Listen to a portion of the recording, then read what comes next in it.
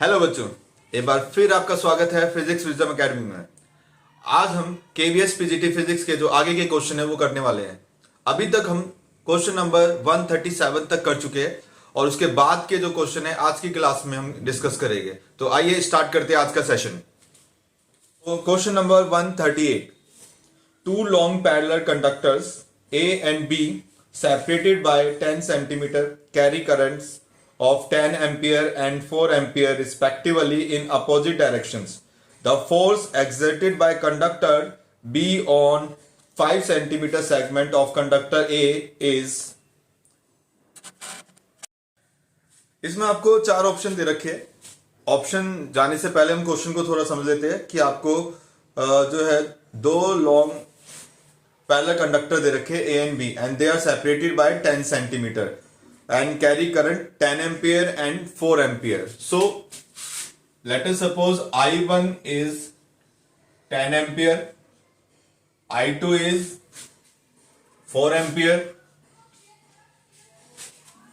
And respectively in opposite direction. अब मैं आपको बता दूं यहां पे क्वेश्चन करने से पहले कि जब भी दो कंडक्टर में पैरेलल करंट पास होता है तो दे अट्रैक्ट ईच अदर, और अगर एंटी पैरेलल होगा यानी अगर ये आपके दो कंडक्टर है तो अगर दोनों में सेम डायरेक्शन में है तो ये अट्रैक्ट करेंगे। ठीक है, इस केस में क्या करेंगे? अट्रैक्ट करेंगे।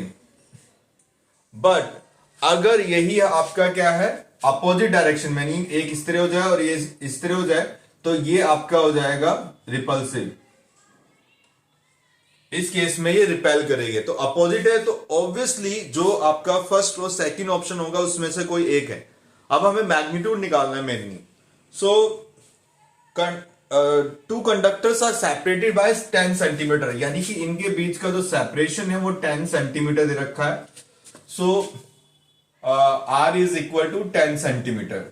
We know that F is equal to mu naught to I1 I2 divided by 4 pi R into L।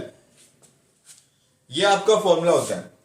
तो अगर हम वैल्यूज पुट करेंगे, म्यू नॉट की वैल्यू आपको क्वेश्चन में गिवन है 4 pi into 10 raise to power -7, 2 into I1 हो गया 10, I2 4 divide by 4 pi are हो गया आपका 10 into 10 raise to power -2। Centimetre को मीटर में कन्वर्ट कर लेते हैं।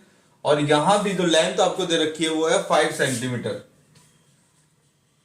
तो आप चाहे कन्वर्ट करो या ना करो, कोई इसका बेनिफिट नहीं है क्योंकि कैंसिल आउट हो जाता है। 10 से यहां कैंसिल हो गया, ये 4 पाई से हो गया, तो यहां पर ये हो जाएगा आपका जो बच गया 5 into 2 10, then 40 into 10 raised to -7 which is equal to 4 micro newton. So जो इसका ऑप्शन नंबर 1 है वो करेक्ट है। So right answer of this question is option number A, repulsive with a magnitude of 4 micro newton. Next question is a 1.2 centimetre straight segment of a wire part of a circuit centered at 0 centimeter, 0 centimeter lies along y-axis. It carries a current of 6 ampere along y-axis. The magnetic field at a point 12 centimeter, 0 centimeter is आपको चार option दे रखे हैं। इन option में से हमें बताना है कि जो है कितनी मैग्नेटिक फील्ड होगी। तो हमें एक स्ट्रेट सेगमेंट दे रखा है और उसकी वजह से हमें जो है मैग्नेटिक फील्ड फाइंड आउट करनी है।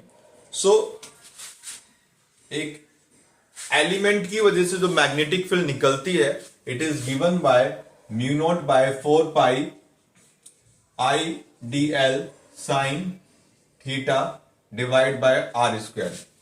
ओके, अब यहां पर जो थीटा है वो हम 90 मान लेते हैं। थीटा का यहां पर जो है रोल खत्म हो जाएगा फिर।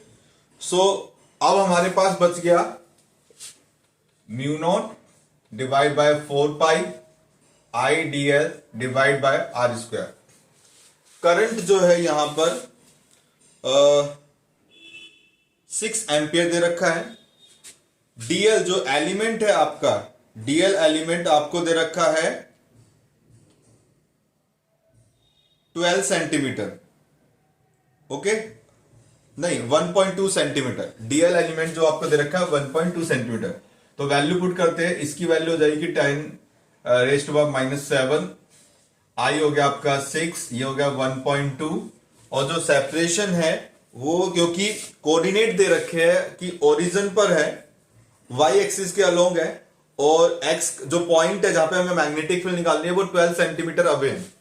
यानी कि अगर ये सेगमेंट है तो यहां पर ये जो है ये 12 सेंटीमीटर अवे है, तो ये आपका क्या हो जाएगा आर, ठीक है, this will be equal to are.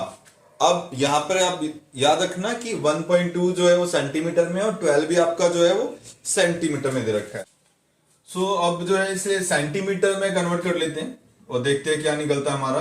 10⁻⁷ into 6 into 1.2 into 10⁻⁻2 divide by 12 into 12 into 10⁻⁻4। और अब कैंसिल करते हैं कुछ चीजें, ये हो गया 2, ये इससे गया 0.1, इसको हटाया तो ये 0 आ गया, और यहां से ये पावर जाएगी -3, तो यहां पर हमारे पास बचेगा 1/20 इंटू -3 -2 -5, ओके। और ये जो जब यहां पे जाएगी हमारी तो ऊपर पावर जाएगी तो ये हो जाएगा 0.5 इंटू 10⁻⁻6 टेस्ला, ओके।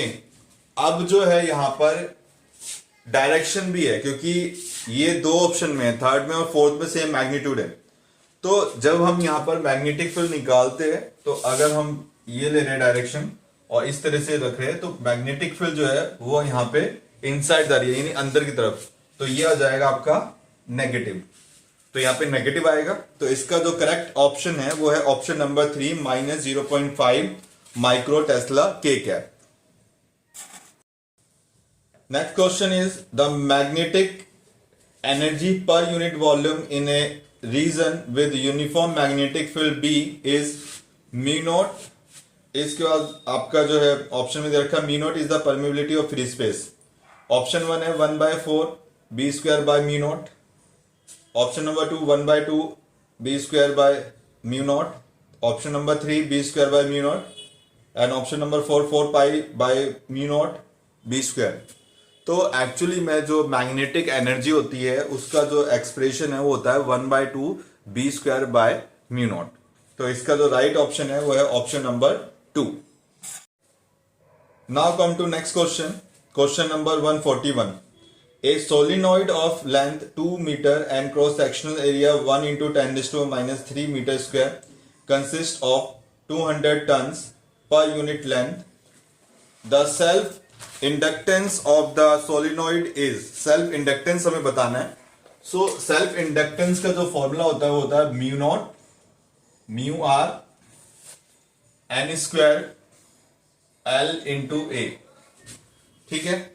यहां पर आपको जो है म्यू नॉट की वैल्यू दे रखी है 4 पाई इंटू 10⁻⁷, और रिलेटिव परमिबिलिटी के बारे में कुछ नहीं बता रखा तो इसको हटा देते हैं। ये तभी हम इंट्रोड्यूस करते हैं जब कोई भी आयरन रॉड या कुछ मटेरियल हम इंसर्ट करते हैं सोलिनॉइड में, तो तब ये आता है। तो यहां पर इसका जो रोल है वो 0 है, यानी यहां पे इसका कोई रोल नहीं है, तो इसको हम हटा सकते हैं। अब आते हैं एन, एन हमें दे रखा है number of turns per unit length 200, तो ये हो जाएगा 200 होल स्क्वायर, और देन लेंथ जो है वो 2 मीटर, और एरिया ऑफ क्रॉस सेक्शन हमें दे रखा है 1 इंटू 10⁻⁻3। सो ये आपका हो जाएगा 1 इंटू 10⁻⁻3, ठीक है, यानी कि 10⁻⁻3। अब इसको सोल्व करते हैं।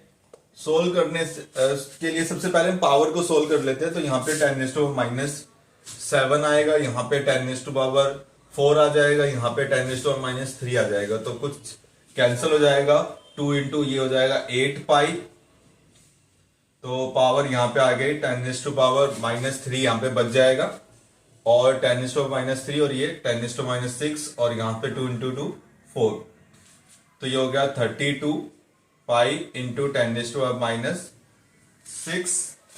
So answer will be 32 pi micro Henry. तो ऑप्शन नंबर 4 जो है वो इससे मैच कर रहा है, तो इसका जो राइट आंसर है वो है ऑप्शन नंबर 4।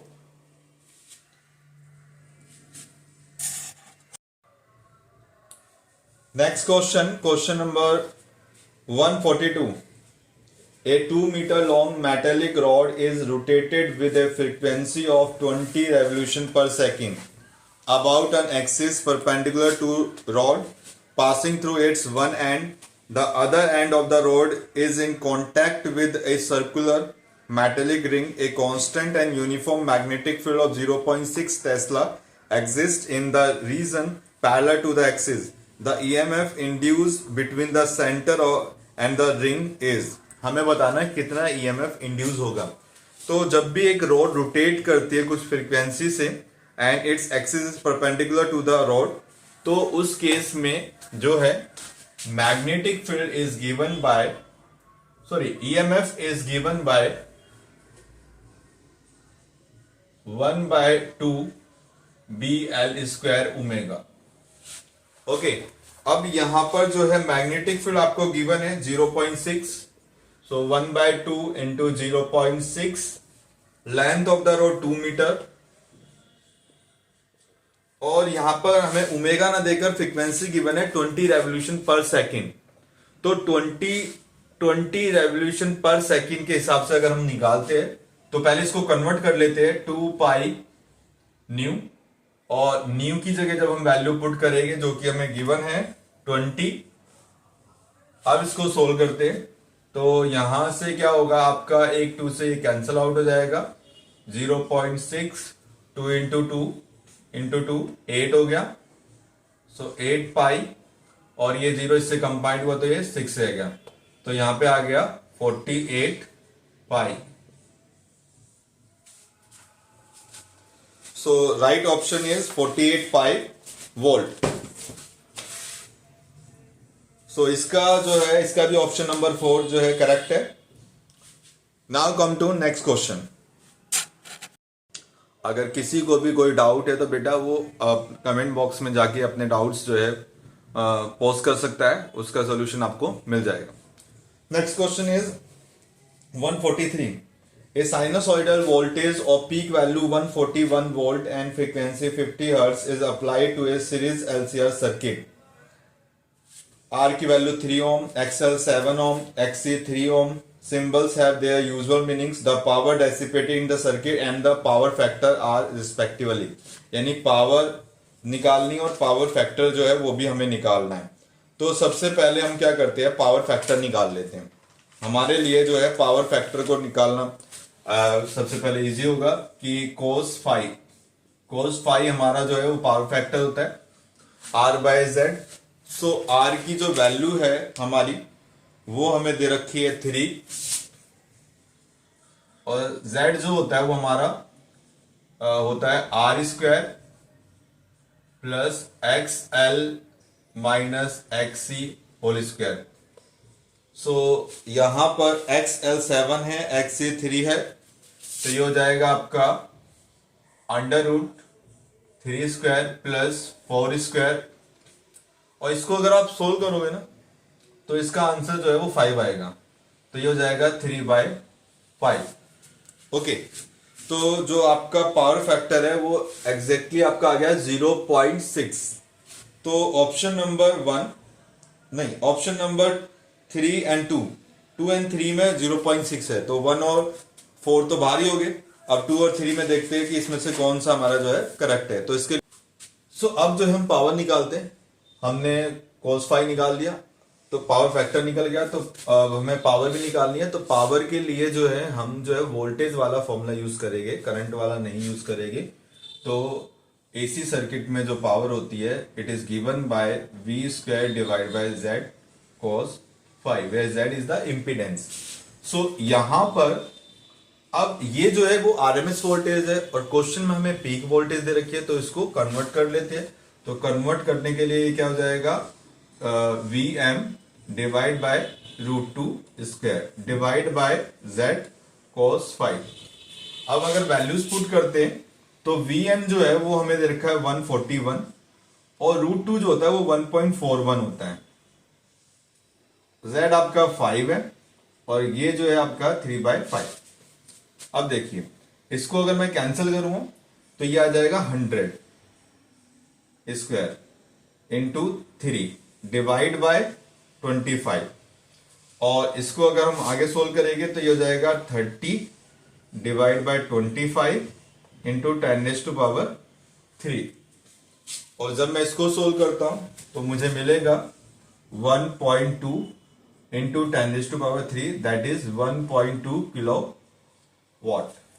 सो आंसर जो है इसका वो है ऑप्शन नंबर 3। ऑप्शन नंबर 3 जो है वो मैच कर रहा है। तो यहां पर जो पावर फैक्टर है वो आपका निकला है 0.6 एंड पावर जो है वो आपकी है 1.2 किलोवाट। तो ये क्वेश्चन आपका इस तरह से होगा। Now come to next question, question number 144। In this question, consider the following statements for all the virtual images. आपको एक इस स्टेटमेंट दे रखी है, these can be seen but cannot be taken on a screen. Virtual image के बारे में बता रखा है। These are short line यानी ephemeral and C है these are always equal in size as that of the object. D है these can be formed either using convex and concave surfaces. देखिए जो आपकी वर्चुअल इमेज होती है, which of the these statement are true in the given context. तो इसमें से जो है these can be seen but can not be taken on screen, बिल्कुल ठीक है। वर्चुअल इमेजेस जो होती है उसको हम देख सकते हैं बट हम स्क्रीन पर नहीं बना सकते। स्क्रीन पर कौन सी इमेज बन सकती है, आपकी रियल इमेज, ठीक है। तो रियल इमेज जो है वो आपकी स्क्रीन पर बन सकती है। सो वैसे वो फॉर्म्ड हो रही होगी, वहां भी स्क्रीन होगी तो विजुअल होगी, वैसे बनेगी वो, बट वर्चुअल इमेज को हम स्क्रीन पर नहीं बना सकते। तो ए जो है वो ठीक है। दीज आर एम्फेमेरल यानी कि शॉर्ट लिव, ये बिल्कुल गलत है। These are always equal in size, ये भी गलत है क्योंकि छोटी भी मिल सकती है, साइज कम हो सकता है, डिमिनिश्ड भी मिल सकता है आपको। डी है these can be formed either using convex and concave circuit, बिल्कुल ठीक है। अब क्योंकि कॉनकेव मिरर में भी हमें मिलती है, कॉनकेव लेंस कॉन्वेक्स लेंस में भी हमें मिलती है, कॉनकेव लेंस में भी हमें जो है वर्चुअल इमेज मिलती है। वर्चुअल इमेज हमें दोनों में ही मिलती है अगर हम सीधी लैंग्वेज में बोले तो। So option number A and D is correct. Now come to question number 145। As shown in diagram a hollow lens made of very thin glass having refractive index equal to 1.5 can be filled with air, water or CS2. Which of the following thoughts may be adopted if the lens is to be used as divergent lens for a light beam that is incident parallel to the principal axis of this lens. देखो ये question अगर हम देखें ना, अगर आप ध्यान से इस क्वेश्चन के ऑप्शन पढ़ोगे, जैसे option number 1, the lens is filled with water and immersed in air, the lens is filled with CS2 immersed in air, the lens is filled with CS2 immersed in water, और fourth the lens is filled with water and immersed in CS2। अगर आप पहले जो 3 option देखोगे ना, वो तीनों option जो है सेम है। कैसे सेम है? एक डेंसर मीडियम है और एक रेयर मीडियम है। तीनों में जो आपका लेंस है वो लेंसर मीडियम की तरह बिहेव कर रहा है और जो इमर्ज मतलब जिसमें हमने उसे डाला है वो एक रेयरर मीडियम की तरह बिहेव कर रहा है। तो अगर सही होता तो तीनों होते, बट यहाँ पे जो ऑप्शन सिर्फ एक ही ठीक होगा। तो जो फोर्थ वाला ऑप्शन अगर आप देखोगे, the lens is filled with water and immersed in CS2, तो ये जो फोर्थ वाला यही डिफरेंट है बाकी 3 से। तो ये वाला ही आंसर होगा आपका। और जनरली मैं आपको बताता हूं, जब भी हमारे पास कॉन्वेक्स लेंस होता है और हम उसे उसका कुछ रिफ्रैक्टिव इंडेक्स है और अगर उसको हम एक ऐसे मीडियम में डिप करें जिसका रिफ्रैक्टिव इंडेक्स लेंस के मीडियम से ज्यादा हो, तो जो उसकी प्रॉपर्टी है वो रिवर्स हो जाती है, यानी कि अगर वो कन्वर्ज कर रहा था लाइट को, अब वो डाइवर्ज करेगा। बट कॉनकेव में ऐसा नहीं होता, वो डाइवर्ज ही करता है। ठीक है, तो जो इसका राइट ऑप्शन है वो है option number 4। Okay, now come to next question 146. L1 and L2 are two plano convex lenses of materials of refractive indices U1 and U2 respectively. The radii of curvature of curved surfaces of L1 and L2 are C and 2C respectively. The two lenses are put in contact to form a biconvex lens. The equivalent refractive index of the biconvex lens is। नीचे आपको relation दे रखे हैं, हमें बताना है इसमें से कौन सा जो है रिलेशन जो है सही है। आइए देखते हैं इस क्वेश्चन को हम कैसे करते हैं। हमारे पास दो लेंस है, plano convex lens, lens 1 and lens 2। ये जो लेंस है इसमें एक जो साइड है वो आपकी प्लेन है, तो उसकी जो फोकल लेंथ होगी वो आपकी इनफाइनाइट होगी। एंड इसी सेम इस केस में जो एक साइड है वो भी आपकी प्लेन है, तो वो भी उसकी भी जो रेडियस ऑफ कर्वेचर है वो इनफाइनाइट होगी। हम दोनों के लिए लेंस मेकर फॉर्मूले का यूज करते हैं, दो इक्वेशन बनाते हैं और फाइनली जब हम कंबाइन कर देते हैं तब देखते हैं कि क्या होता है। तो पहले हम L1 के लिए इक्वेशन जो है बनाते हैं। तो we know 1/f is equal to mu. अच्छा, आपको जो है μ1 दे रखा है, इसके लिए μ1 माइनस 1/r1 माइनस r2। यहां पर ये हो जाएगा 1/f μ1 माइनस, अच्छा ये 1 हो गया क्योंकि फोकल लेंथ जो है इनकी अलग होगी। अब ये आ गया और यहां पर जो इसकी फर्स्ट साइड है यानी ये वाली, ये आपका एक साइड हम नेगेटिव लेते हैं और एक पॉजिटिव लेते हैं। तो सपोज अगर हमने R1 ये ले रखा है, C ले लेते हैं, ठीक है, और R2 जो है वो हमारा हो जाएगा 1/R2 इंफिनिटी हो गया तो 1/इंफिनिटी, और 1/इंफिनिटी 0 के इक्वल होता है। तो ये इक्वेशन बनेगी आपकी 1/f1 μ1 minus 1 divide bye C। इसको हम इक्वेशन नंबर 1 ले लेते हैं। Okay, understood. अब सेम अगर मैं इसी के लिए अप्लाई करूंगा तो ये हो जाएगा 1/f2 is equal to μ2 minus 1, ये हो जाएगा 1/इंफिनिटी minus divide by minus 2c। This will be equal to f2 μ2 minus 1 divide by 2c, minus minus plus, और इसको सोल्व करेंगे तो इस तरह से आ जाएगा। तो 1/f1 हमें मिल गया, 1/f2 हमें मिल गया। अब इन दोनों का यूज करेंगे और इन दोनों का यूज करके ही हम जो है कंबाइंड जो है फोकल लेंथ निकालेंगे। सो अब हमने इन दोनों जो लेंसेज है इनको कंबाइन कर दिया, और कंबाइन करने के बाद जो हमें फोकल लेंथ मिली वो है 1/f। सो ये हो जाएगा म्यू, क्योंकि रिफ्रैक्टिव इंडेक्स जो है वो हमें म्यू दे रखा कंबाइंड का 1, और this will be equal to 1/r1 minus 1/r2। Value जब हम पुट करते हैं तो हमें मिल जाएगा R1 जो है वो आपका हो गया C, और ये प्लस हो जाएगा तो ये हो जाएगा 2C, और इसको हम सोल्व करते हैं तो ये हो गया 1/f म्यू माइनस 1, और यहां पे आ जाएगा 3 डिवाइड बाय 2C। ठीक है, अब हमारे पास जो है तीन इक्वेशन मिल गई, एक तो ये वाली इक्वेशन और दो हमें पहले मिली थी। अब एक हम फॉर्मूला यूज करते हैं कंबाइन का, 1/f is equal to 1/f1 plus 1/f2। और अगर हम ये फॉर्मूलेज में जो है 1/f 1/f1 प्लस 1/f2 की वैल्यू पुट करते हैं तो हमें मिलेगा 3 μ1 माइनस 1 डिवाइड बाय 2c, और f1 की वैल्यू हमारी आई थी 1/f1 की μ1 माइनस 1 c प्लस ये था μ2 माइनस 1 2c। सो यहां से c कॉमन आके कैंसल आउट हो जाएगा, हमारे पास बचेगा 3 म्यू माइनस 1 इक्वल टू, क्योंकि हमने यहाँ पे एलसीएम लिया होगा तो ये हो जाएगा 2 μ1 माइनस 1 प्लस μ2 माइनस 1। अब इसको सोल्व करते हैं।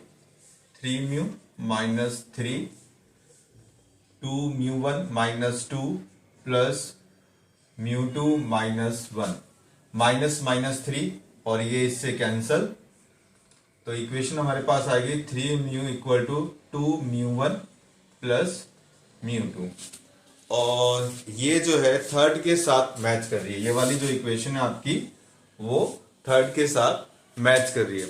तो ये क्वेश्चन थोड़ा लेंथी था, शॉर्टकट भी होते हैं, बनाना चाहे तो हम डायरेक्ट शॉर्टकट इसी फॉर्मूले में आप डायरेक्ट ये पुट करो वो सब चीज करने, तो यहां से अगर आप डायरेक्ट करोगे तो ये निकल जाएगा।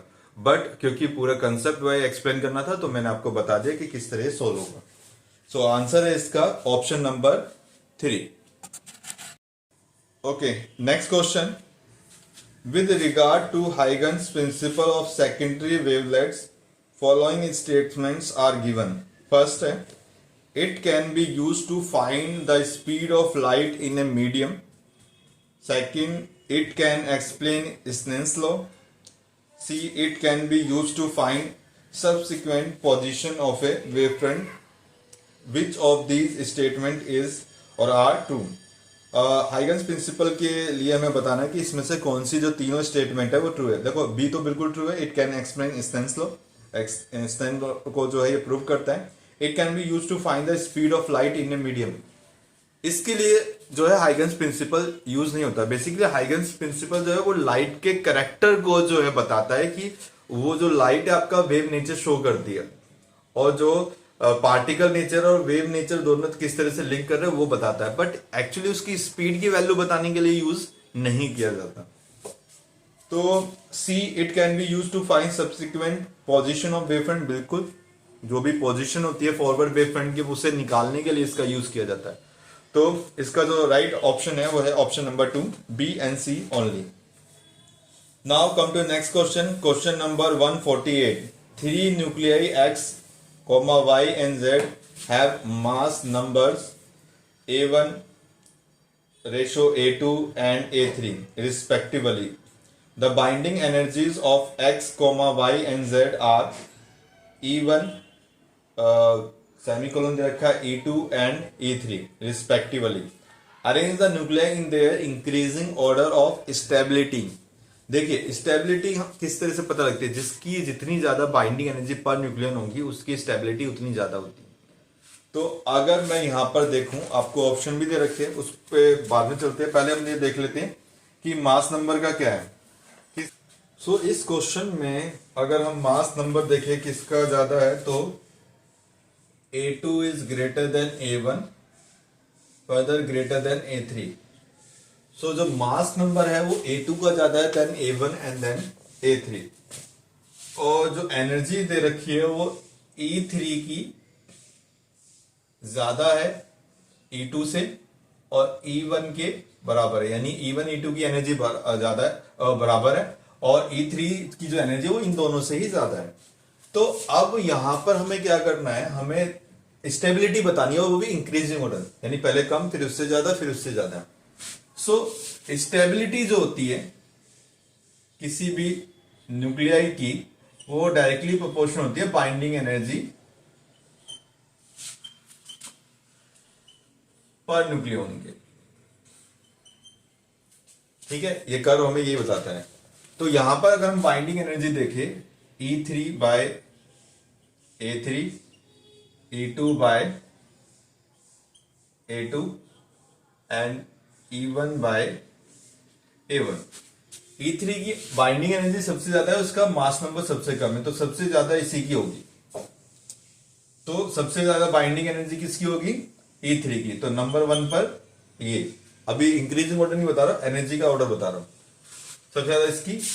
अब इन दोनों की जो एनर्जी है वो बराबर है, तो यहां पे हम देखेंगे कि मास नंबर किसका कम है, जिसका कम होगा उसकी जो है बाइंडिंग एनर्जी पर न्यूक्लियन ज्यादा होगी। तो यहां पर A1 का कम है, यानी कि सेकंड जो है वो आपका ये आएगा और थर्ड आपका ये आएगा। तो ऑर्डर जो बनेगा आपका वो होगा Y X and then Z। ठीक है, तो ऑप्शन नंबर 2 जो है वो इसका सही आंसर है। Next question, question number 149। A point light source O is placed between two plane mirrors at a distance 0.2x from mirror A. As shown in figure, we see multiple images of the light source in both mirrors. How far behind mirror A are the nearest three images of the source in the mirror? हमारे पास दो जो है इस तरह से mirror दे रखी है। अब ये है आपका A और ये आपको दे रखा है, इसका नेम कर रखा है B। Both the mirror are separated by a distance x and a object is placed at 0.2x distance from A। सो ये वाला जो डिस्टेंस है ये हो जाएगा आपका 0.8x। अब इसको थोड़ा ना कंसेप्चुअल समझेंगे, इसका कोई फॉर्मूला वगैरह नहीं है। तो इसको कैसे है कि देखो, अब इसकी जो है इमेज बनेगी इसके अंदर कितने डिस्टेंस पर, 0.2x पर। ओके, अब ये फर्स्ट इमेज हो गई, क्या हो गई, ये इसकी फर्स्ट इमेज। ऐसी इसकी जो है यहां पर इमेज बनेगी 0.8x पर। ठीक है, ये दोनों की पहली पहली इमेज होगी। अब ये जो इमेज बनी है वो इस वाले मिरर के लिए ऑब्जेक्ट का काम करेगी। तो इसकी जो है एक और इमेज बनेगी इसके अंदर। अगर ये कितना है 0.8, तो अगर यहां से हम डिस्टेंस देखेंगे तो ये हो गया 0.2, 0.8, 0.8। तो जो डिस्टेंस हमारा आएगा इसमें 0.8 हो गया आपका 1.6 और ये 1.8। तो जो हमारी इमेज बनी वो कहां बनी, 1.8x। ठीक है, अगर देखोगे तो ऑप्शन नंबर 1 और 4 जो है वो मैच कर रहे हैं। अब आते हैं हम नेक्स्ट पर। अब सेम ही जो है ये वाली जो इमेज है इसके लिए ऑब्जेक्ट का काम करेगी। सो अगर मैं देखूं इसका जो डिस्टेंस है ये है 0.2, तो टोटल यहां से लेकर यहां तक का डिस्टेंस हो गया वो 1.2। तो ये इसके अंदर बनी 1.2x पर। और ये जो इमेज है जो B में बनी, अब इस मिरर के लिए A के लिए ऑब्जेक्ट का काम करेगी। तो ये जो टोटल है आपका 1x और ये हो गया 1.2, तो टोटल कितना हो गया 2.2x। तो ये आपकी फर्स्ट इमेज, ये आपकी सेकंड इमेज और ये आपकी थर्ड इमेज। तो ऑर्डर जो आया आपका वो है 0.2x, 1.8x and 2.2x। So right option जो है वो इसका option number 4, 0.2x, 1.8x and 2.2x। सो अब हम स्टार्ट करते हैं सेशन का last question, question number 115। Which one of the following statement is true for a photoelectric effect apparatus? First is the stopping potential of a given photosensitive material is independent of a frequency of a incident radiation. Second, the saturation current for a given photosensitive material is independent of a incident radiation. Third is on bombarding radiation on a photosensitive material, the photoelectric emission process takes place with time lag of about 1 millisecond. Fourth, the cutoff frequency of incident radiation is same for all photosensitive material. Fourth भी गलत है, material to material cut off frequency अलग होती है, same नहीं रहती। और third वाला जो है बता रखा है कि फोटो इलेक्ट्रिक एमिशन जो है वो take place with the time lag of 1 millisecond, ये गलत है, टाइम लैग होता ही नहीं है, it is a instantaneous process. First वाली अगर स्टेटमेंट देखूं, the stopping potential of a given photosensitive material is independent of frequency of incident radiation, तो ये भी गलत है। स्टॉपिंग पोटेंशियल आपका जो है फ्रीक्वेंसी पे डिपेंड करता है। तो इसमें सिर्फ एक ऑप्शन बच गया, यानी कि ऑप्शन नंबर 2। तो इसका जो राइट आंसर है वो है ऑप्शन नंबर 2। सो आज की क्लास में इतना ही। Thank you so much. Video को लाइक एंड सब्सक्राइब जरूर कर दीजिए।